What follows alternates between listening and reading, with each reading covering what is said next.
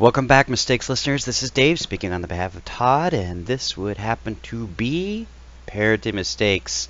We looked at Teen Titans Go this week.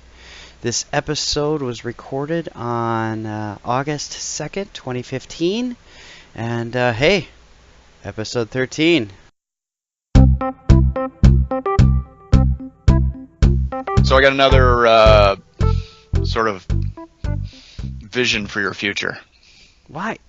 Why do you keep on thinking about me? That's the part I don't get. Well, because there's a partnership. See, Oh, it's because a couple episodes ago you sort of went through this thing where you kept talking about how old I was because I have older kids, which is not true because we're the same age. right. Okay, so quick story. So we went to this wedding this weekend, and we took all the kids with us because all the kids were invited. This is one of those things that my wife tells me. I don't realize these things. You know, there's etiquette about when you're supposed to bring your kids or not. Usually it tells you in the invite. Right. I guess some people don't get that. So, like, if it's you and your spouse, then it's just you and your spouse. And if you're supposed to bring the kids, it'll say everyone's names or the family. Anyway. This is not a phase I'm in, but I can tell you this. I generally don't bring my kids to weddings, I even if understand. they say I can bring my kids. So we're in a phase now, and you remember this phase when we got married, you and I, and then we sort of went to a bunch of weddings. Yeah, at your in that wedding I phase. was the bellhop. You were not the bellhop, you were an usher. I was some form of bellhop. Okay. Yeah. You got to wear a tux. Yeah, well, thanks. But you know, in Bellhop- that phase... You know what, the valets, they get to wear tuxes too. Yeah. Just saying. So you know we went through a phase where we went to a lot of weddings. Oh my word, we did. A lot of our friends get married. And Yep. then there's sort of a gap. And they didn't have any kids. Correct. Yeah. And then there's sort of a gap. And you go to a few weddings along the way. But now, my wife and I are in an interesting phase in that we're starting to go to weddings of our friends' kids. So the next generation, Oh, right. which is an odd thing. Okay. So we went to a wedding this weekend. We took And all the you- kids. And you brought Meg. We brought all the kids. Oh, okay. So my middle child, who's a boy, Jonathan. Jonathan. Just say his name. It's a boy. Okay, he's the boy. being all That's right. secret here. Okay. Yeah, that's right. They'll never know. So he's 14, and for those of you who know that, you know what 14-year-old boys are like. 14-year-old boys and weddings aren't necessarily like a match social, made in heaven. right? Yeah. A social match made in heaven. Right. So afterwards, we said, you know, how was the wedding? He goes, oh, it was pretty good. What was your favorite part? The food. No, not the reception. He liked the reception because there was food Right. and dancing and that sort of thing. We said the wedding. Right. Did you like the wedding? He says, yeah, it was okay. What did you like? I liked the funny parts. Right. Which, That's why I liked your wedding. Yeah. Yeah, that was the best part. Except my So- dad believed that you actually lost your ring. Yes. That was even more funny. Yes. Anyway, so I was So, struck yes. by that, and I was reminded of that thinking about us looking at a lot of these shows. That even though we're analyzing all the content and looking at it from a philosophical standpoint and reading into the dialogue and the characters and that sort of thing, Yeah. kids are still where they're at sometimes. Right. Like this wedding we went to, it was really nice. Like the ceremony was very nice. The music was really good. You know, the words that were said were very meaningful. But yeah, there was some funny moments. Like Right. they wrote their own vows, and they weren't trying to do stand-up All right. comedy. That's just their Time out. personality. Time out. What? You mean to tell me you don't like the funny parts? I do like the funny parts. Well, That's then not my you're point. years in the same demographic that your son is, because I like the funny parts too. Get that. That's usually the best part. My point is. What's your My point? point is. There is no point because weddings, when they're funny, are really good. Yeah. My point is, he missed, like, all the sentimental stuff. He missed the meaningful stuff. He missed the depth of the ceremony. Because he was sort of like, okay, these people are walking up and down, blah, blah, blah, blah, blah, blah, blah, talking for a while. Oh, that was pretty funny. And that's it. Right. And I was reminded of that when we are looking at a lot of these shows, that so much of this content sometimes does go over kids' heads. Now, that's not necessarily an excuse, because sometimes parents will just let their kids watch anything, and Gotcha. we could throw. We often talk about parenting mistakes at the end. We could throw that at the beginning and just sort of say, all right, you can't just assume that because the dialogue is complex that your kid isn't going to get it, because there's a subtlety to it. Sure. As our high school English teacher, Mr. Olstein, used to talk about, you get desensitized little by little. Yep.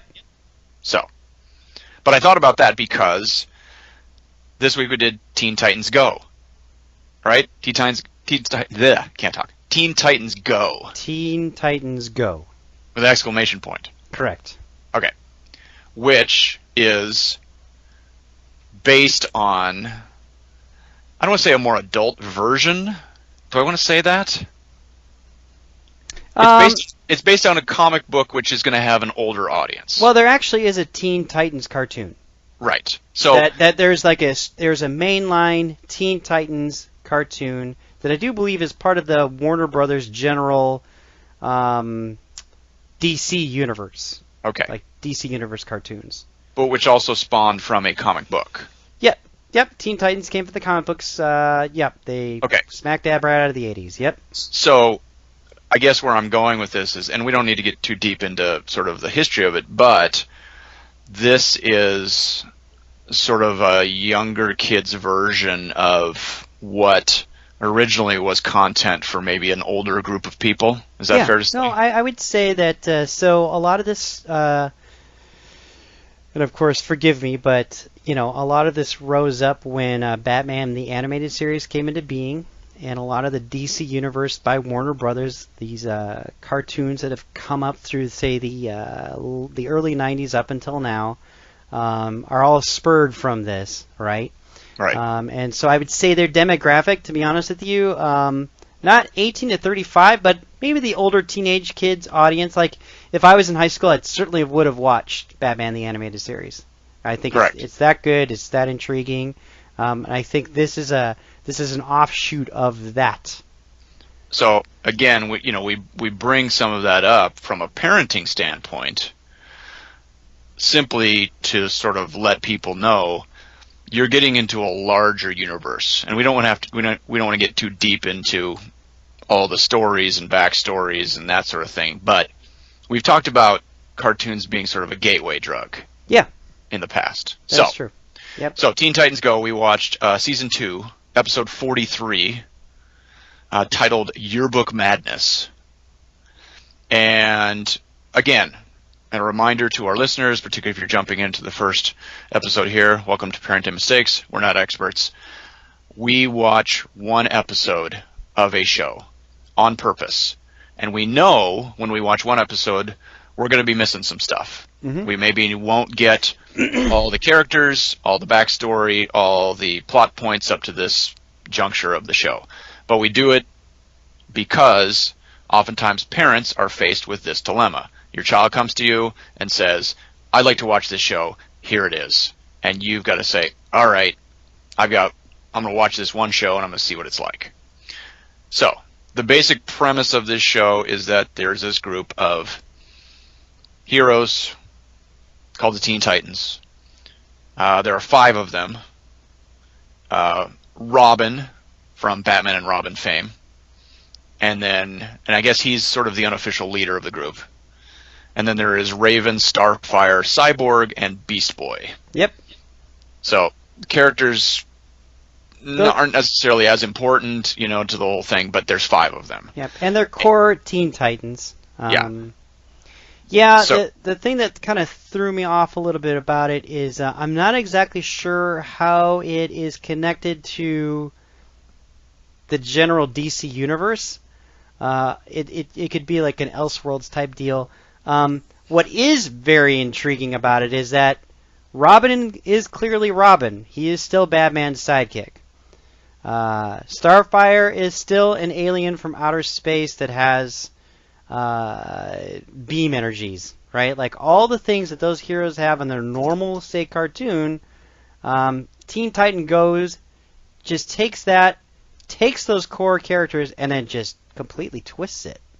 Well, the way I read this, and I read this on a website, is that this is sort of a more comedic approach to superheroes. Yes. It's less about saving the world.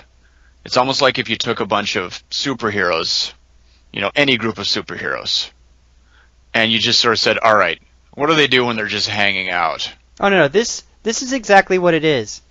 If I were to say I watched Superman the movie, and I go, okay, so I understand it, I've watched it, and next week I go to the supermarket, and on the supermarket stand is Mad Magazine. And their take on Superman would probably be like Super Flan or something like that, right? And it's just completely twisted. Every moment and every beat of the movie is now twisted for a comedic bent. Yes. And that's what this feels like. Like if I watch Teen Titans, then I just go and watch the Mad Magazine version of it. Right? It's still Superman, but he's Superman in this, every line is a crack, every line is a twist, every line is right? There's no seriousness to it whatsoever. It's all fun and games. Yeah, and it's interesting sort of coming into this because, for myself as a, I don't know what you just say, sci-fi fan, I have a fairly limited knowledge of, I know who Batman and Robin is, and I know there's this group called the Teen Titans. Mm-hmm. That is it. That is all I know. The way that this show is set up, like the fact that they're superheroes is kind of irrelevant. I mean, there's little bits and pieces you can see little bits and pieces of what they can do. The fact that they're not just a Disney Channel group of people that's just hanging out and they're human and they're normal. You get that. But for the most part, what they're presenting to you in terms of a genre, in terms of situations that they're dealing with, is just kind of like normal stuff of people just sitting around doing what people do. I can't say anything that was normal about that episode. Well, right? Again, it's this over-exaggerated premise again, right? Okay, so the basic premise of this plot, and again, we discussed the plots just to sort of give a context of it. The premise of this plot is that the Teen Titans are hanging out. Two of them come up with this idea that they should have a yearbook to chronicle what the Titans have been doing. And the way they describe it is sort of your standard yearbook. And we all had a yearbook, parents, when we were in high school. Right. And it's a collection of photos. There's the sports pages, there's the music Do you have group to page. describe a yearbook to our Yeah, audience? I know. Okay. Well, okay. There's It's different. a yearbook. I'm just saying, different departments, Right. pictures of people, and then what do we do with the yearbooks once we get them? We oogle over them. We You do. obsess about them. In fact, I remember sitting there counting how many pictures of me were Counting in how many pictures, the yearbook. yes. I could go back to my yearbook right now and tell you there's 53 in there, but Yes. And then what do you do with them? Then you basically get your yearbook out and you have people sign it. You have people sign it, and some people just sign their face, or they sign over their face, or they just sign their name, or they put initials by all those pictures. That's right. Or, and I don't know if you remember this, but when we got our yearbook, we could also, I don't know if we bought or they just gave to us, like an insert in the back of just extra blank pages. Yep. That you could tape into your yearbook, and people would write these long, I want to say disingenuous statements about what wonderful people we were and how they wanted us to have the best summer ever. Oh, there are some things that only you can find in a yearbook that you would never say at any other time in your life to anybody. But in a Correct. yearbook, you can say this: never change. You're great. Don't ever change. Stay the same, right? It's been amazing getting to know you. It's things you would never say again to another human being, but you can say that in a yearbook, right? That's right. So, I guess in a lot of ways, I liked this show. At least I liked the episode because I found it was sort of a commentary on very realistic sort of approaches to how we handle things like high school yearbooks. Yeah, it works, doesn't it? It totally works. The whole concept when looking at it, thinking, what is this twisted universe? And I love the fact that Cyborg is still Cyborg, but he's now in this universe, so he is still who he is as a core human being, but Now he's in this twisted universe trying to deal with these crazy, outrageous scenarios, and they're actually culminating, right? They actually go in a direction. It's just not silliness. Yeah, and I don't usually write down quotes from the show, but a couple of them I had to write down. Right. Like, early in the show, once someone proposes this idea, which characters? Raven says this. And Raven, and again, I don't know the characters very well, but Raven is obviously the darker character in the show. That is not the happy-go-lucky character. Right. So Raven says... And that's actually how Raven is in Teen Titans. That's how she actually is, like, in the regular show. So Raven is not enthusiastic about yearbooks, and she says, yearbooks are only popularity contests that leave people with hurt feelings. Right. I had to write that down. And, honestly, that's almost a message I'd be okay with my kids getting right there. Yeah. I mean, get your yearbook, have fun with it, leave notes for people. It's part of the high school experience. It just is. But if you're looking for validation of your character and who you are as a person in your high school yearbook, you're not going to find it. Right. No, totally. I mean, because, as you said, how many people went through the yearbook and counted how many pictures there were? And the funny thing is, the premise of the show, the basic premise of the show is that Robin sort of goes on this just sort of narcissistic trek where he's obsessed with the yearbook. He wants to make sure that he is pictured as, and again, it's sort of the ironic part of it is that he's a superhero, but he wants to be pictured in the yearbook right, as sort of a superhero. Right. So he wants to be the most popular person in the yearbook, and I can remember feeling all the same angst, right? Greg and I, my friend from high school, and I would spend a great deal of the year trying to mug the camera as much as we possibly could. Yeah. And I kid you not, my junior year yearbook, I think we had a lot of pictures, which at the time really meant a great deal. Like, congratulations. It must mean I mean something to somebody because I've got a lot of pictures in the yearbook. That's right. Right?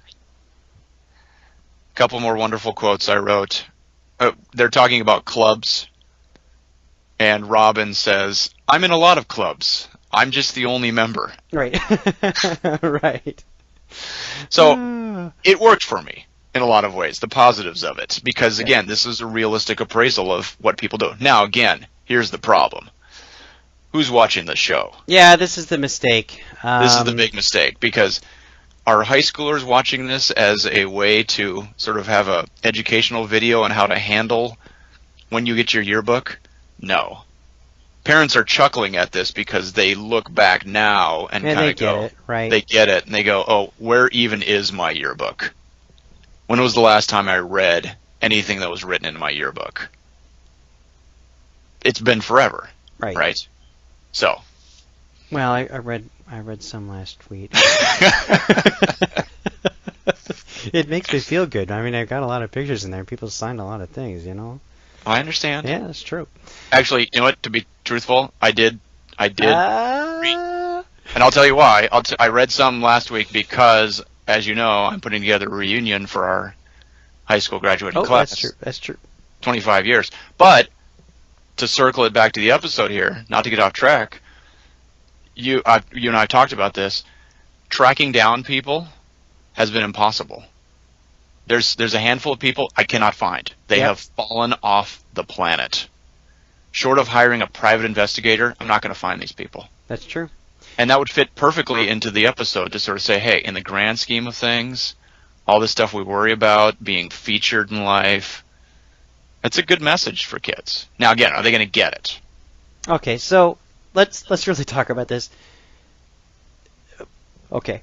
I actually got to the point where Robin is so obsessive that I felt like the gag there ran out of steam.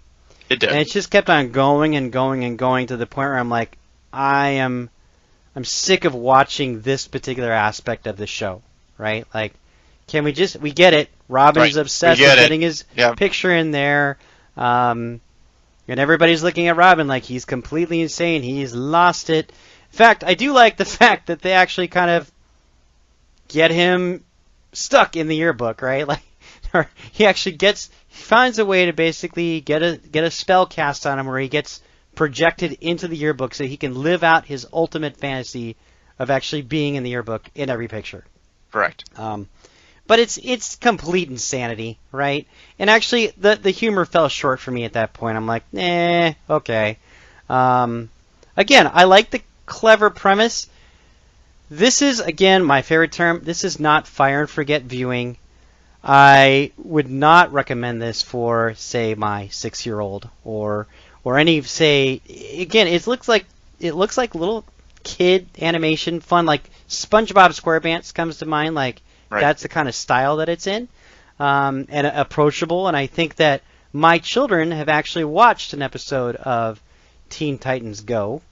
And at the time, I didn't really know what it was about, but I remember watching it going, I think we're going to turn this off, which I think we did. We actually did turn it off because I'm like, this is too insane for them to watch, and there's so many things happening. And again, I've got a child that has some already over-exaggerated feelings and emotions, and I don't need them viewing, say, Robin and his quest, and basically his quest is fueled by over-exaggerated emotions. And I'm like, this is not a show for my child. Is it a show for me? Yeah, I kind of liked it. It's not a show that I go out of my way for because I actually do like watching the DC Universe shows, and I'd rather just watch Teen Titans versus Teen Titans Go. But if I was looking for like a pick-me-up or whatever, I think that's what you're looking for. It's like, I'm getting sick and tired of the hard or the maybe I don't want to say dour, but a lot of the DC Universe is kind of, it's edgy, it's tough, it's dramatic, and even in the Teen Titans that happens, which is more of a fluffy show for them. But it's still like, we're dealing with saving the world, and there's consequences to doing that. And Teen Titans Go is just light fluff. And if Robin, say, is one of your favorite characters, this show is for you, right? Like, it is, but again, we've mentioned this before in the episode. It is a gateway drug show. It is meant to sort of lure in a younger audience to sort of say, hey, let's get you used to these characters in sort of a funny, puppet show sort of way. And again, stylized, as you said, torrid pace, frantic pace, something that you should be used to with the Cartoon Network. Sure. That they've just got a lot of shows that are just amped up. Yep. Where the characters are running around, freaking out, screaming. And as you said, they ran out of gag, and so they just added in a bunch of cartoonish violence. Yep. Where Robin just starts beating everybody up in order to get people to sign his yearbook. Ad nauseum, right? Yeah, and you just kind of go, okay, yeah, I get it. He's beating people up. Big deal. Yep. And not really a resolution. I mean, there's a resolution. The show just kind of ends. And again, as you said, we get the gag and we get the general message, but there isn't sort of a wrap-up. And there isn't a realization from Robin either.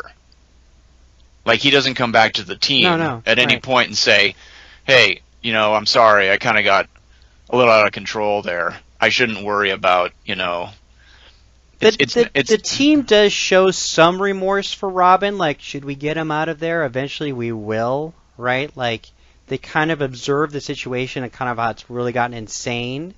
And, Robin's going to be back for the next episode. But you're right. There's this huge loose end kind of waving out there in the air, which I actually might, to be honest with you, I think if I were to sit down and watch that show with my daughter tonight, the first question out of her mind would be like, is Robin going to get out of the yearbook? I think it might actually bother her. Right. That there is no resolve for him.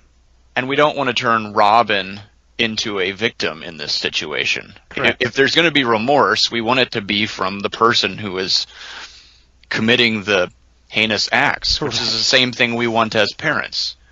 We know our kids are doing bad stuff sometimes. Mm-hmm. Those aren't the people that need to realize it.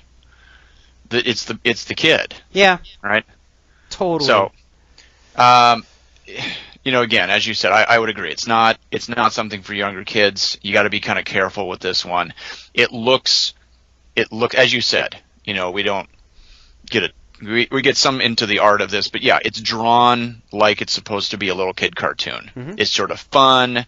It's got a really catchy, intro song that's high pitched, Yep. which sounds like something little kids would watch. Like our show. Yeah, Yeah. except that we're calm. And I could be wrong. I don't know. I felt like in the end credits, like at the end, they do this little, montage of how these people will turn out in the future. Because one of the things they focus on in the episode, focus on in the episode is, most likely to succeed, and where you're going to go in the future, which is another thing you see in yearbooks. So they do this little montage, and I want to say it's not like this is the only movie that's ever done this, but I want to say it was sort of similar to the end of the movie Animal House. Yeah, you're right. Which I don't know if I'm reading too much into that, or if that's intentional. Is there truly anything new? No, I don't think we have to read into that at all. No, but here's the question again. Let's say the writers did actually say, you know what, let's sort of make this like the end of Animal House. That's an interesting mentality to apply to a kids show. Because folks that are listening, I'm not going to sit there and go, hey, everybody should watch Animal House because it's a great movie. Animal House is, kind of a cult following American classic comedy movie, but frankly, it's got a lot of crud in it. Yeah. It just does. Mm-hmm. It's not a movie that I go, oh yeah, everybody should watch this movie. It's kind of a guilty pleasure film because it has a lot of crud in it. Inappropriate material that you should not watch. Yeah. I've seen it. I'm not always proud to say that. I've seen it. But then you say to yourself, all right, if I'm a cartoon writer writing for kids and I'm slipping in little references, we talked about this prior with Gumball. The Amazing World of Gumball, where they're throwing in sort of The Big Lebowski. Something from The Big Lebowski, which is a similar type of thing. Yep. I know all the listeners are saying, gee, what kind of movies do you guys watch? But that's a different story for a different episode. That's true, though. I mean, I like how you're pinging off the fact that there is, again, and this is a question I've always had before, too, is like, so the people that animate these shows, what's in it for them? Right? Is it really, really entertaining for me to just draw this bunny all day? Or is it interesting to me to say, I'm going to do an interesting storyline here that is interesting for me as an adult, maybe not necessarily for the kids, but we've got the kids covered. Right. So it does bring up that question of how much of this stuff actually gets slipped in there, because these are not kids drawing these shows. Right. Right. And we don't want to go conspiracy theory, and we don't want to go sinister intent, and we've all heard the stories or seen the images of what sort of stuff's been slipped into classic films over the years and that sort of thing. But yeah, these are still people. And I imagine that some of it is intentional because they know that parents are watching with their kids sometimes. Not just to be a good parent, but because they're just watching with them. Well, I also think that Teen Titans Go, they know their audience is a little bit older as well. Yes. Again, let's just be really clear about this, is that it looks very child-friendly, but at the end of the day, it's not. Right. And again, the dialogue is going to go way over their heads. Little kids' heads. Because, I enjoyed the dialogue. It was very snappy. It was smart. And it's subtle. A lot of it is subtle, particularly like lines from Raven. Right. She just sort of deadpans everything, and you have to sort of pay attention. So, any last mistakes? Do we have a Facebook page now? We do. Yeah? Yeah. How do you get there? Facebook.com/parenting mistakes. Man, that is good information to have. It is. So again, it would be as easy as this, is to go to our Facebook page and basically say, hey, Dave and Todd, I want you to watch this particular show because I don't know anything about it. Correct. We would love to provide that service. So give us a ping. Or you could just say some nice things about us and then we'll feel good about ourselves. Or you could say some constructive criticism things so that we don't get... Why would you say that? Well, because, we got to remain humble. It's parenting mistakes. We already know we're a bunch of goofs.